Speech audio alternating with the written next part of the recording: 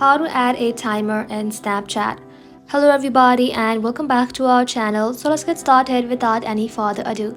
For that, first of all, you want to go ahead and open Snapchat application in your mobile device. Once you open the application, all you have to do is simply log in to your Snapchat account. So once you're logged into your account, in order to add a timer in Snapchat, go ahead and tap on this drop down, and just like so, inside here, scroll below, you'll be able to find timer right over here. Tap onto it, and just like so, now the photo timer is on.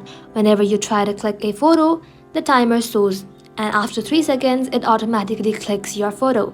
But if you like to add a timer in your video instead, tap on this drop down again.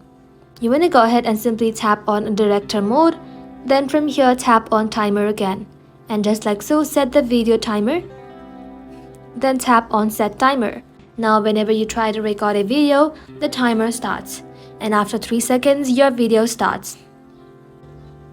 Well, that is simply how you can do it, guys. Thank you all for watching the video till the very end, and stay tuned until our next upload.